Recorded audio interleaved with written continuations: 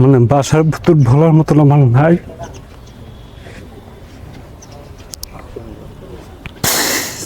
আল্লাহ তাআলার কাছে এটি দোয়া করি যে আল্লাহ তার বেহেশত বাসী করুক।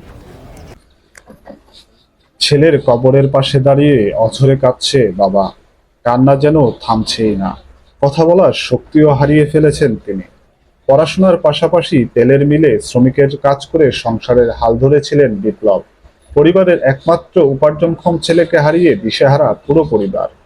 ছেলে আছে, দুই মেয়ে লেখাপড়া করতেছে।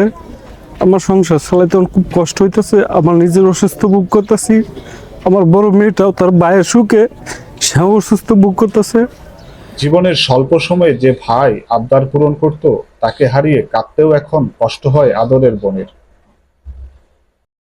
আমার ভাই আমার বড় হইতে ডাক্তার বানাতে যাইতো। আমার ভাই আমার সাথে সব কথা শেয়ার করতো, মানে সে বাজারে কি করতো না করতো সবাই বলতো। আর আমার সাথে সে কিছু মারে বলতো না, সব কথা আমারে আগে বলতো, পরে যা বলার আমার কইতো আমারতে যায় কো।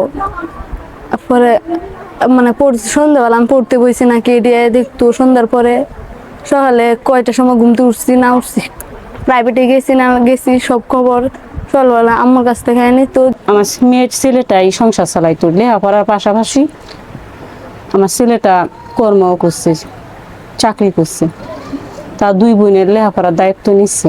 আমি আমার ছেলের পুলিশ প্রশাসন মাসে তার আমি বিচার চাই। গত 20 জুলাই বৈষম্য বিরোধী ছাত্র আন্দোলন চলাকালে ময়মনসিংহের গৌরীপুর উপজেলার লোহাগলা ইউনিয়নের কলতাপাড়া এলাকায় গুলিবিদ্ধ হয়ে 3 তরুণ নিহত হয়। এমন ঘটনায় রাকিব ও জুবাইরের পরিবারও বাকরুদ্ধ। 4 মাসের অন্তঃসত্ত্বা স্ত্রী রেখে রাকিবের এভাবে চলে যাওয়া কষ্ট বাড়িয়েছে প্রতিবেশীকেও। পুলিশকে দায়ী করে ছেলে হত্যার বিচার চান বাবা মা। একমাত্র ছেলে ছিল, এই ছেলের উপরে সংসার চলতো। এখন আমার এই ছেলেকে আন্দোলনে যখন পুলিশের গুলিতে সে নিহত,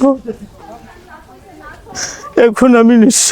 এখন আমার কোনো কিছু করার নাই। আমার ছেলে শহীদ যে আমি দেখতাছি দুনিয়ার মধ্যে নাই, কিন্তু এরা যে বলছে মনটা সান্ত্বনা হয়েছে।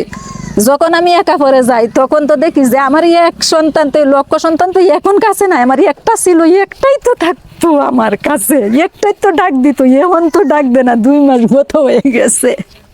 আমার ছেলের স্বপ্ন ছিল যে সুন্দর একটা বাংলাদেশ এই গঠন হোক, কিন্তু সেই স্বপ্ন সে দেখে যেতে পারে নাই। নির্মম ঘটনায় হতভম্ব শিক্ষকরা। তার একজন শিক্ষক হিসাবে বলবো, সে অনেক নম্র, ভদ্র এবং বিনয়ী ছিল। সে কখনো আমাদের দিকে তাকিয়ে কথা বলে নাই, এবং তার এই এলাকায় যতজন মানুষ আপনারা জিজ্ঞেস করেন, সে অত্যন্ত একজন ভালো ছেলে ছিল এবং মেধাবী ছিল। নিহতদের লাশ উত্তোলনে পরিবারের সহযোগিতা চেয়ে বিচার কাজ সুষ্ঠুভাবে সম্পূর্ণ করার কথা জানিয়েছেন রেঞ্জ ডিআইজি। যে ছাত্রগুলো মারা গিয়েছে তাদের পোস্টমর্টেম করা হয়নি, এটা একটা তদন্তের ত্রুটি। অতএব এই ত্রুটিগুলোকে যদি অ্যাড্রেস করতে হয় তাহলে অবশ্যই লাস্ট ডিসেন্টার করে পোস্টমর্টেম রিপোর্ট নিতে হবে। যদি পরিবারের পক্ষ থেকে এটা যদি সহযোগিতা না করে তাহলে বিচার কার্যক্রমে যে ভবিষ্যতে কি হবে এটা আসলে এই মুহূর্তে বলা যাবে না। তো আমি চাইবো যে পরিবারের পক্ষ থেকে এর ব্যাপারে সার্বিক সহযোগিতা তারা করবে। যাদের রক্তের বিনিময়ে অর্জিত হয়েছে নতুন বাংলাদেশ, তাদের রাষ্ট্রীয়ভাবে স্বীকৃতি দেওয়ার পাশাপাশি অসহায় পরিবারগুলোর পাশে দ্রুত সরকারকে দাঁড়ানোর দাবি সংশ্লিষ্টদের। রবিউল আওয়াল, সময়ের কণ্ঠস্বর, ময়মনসিংহ।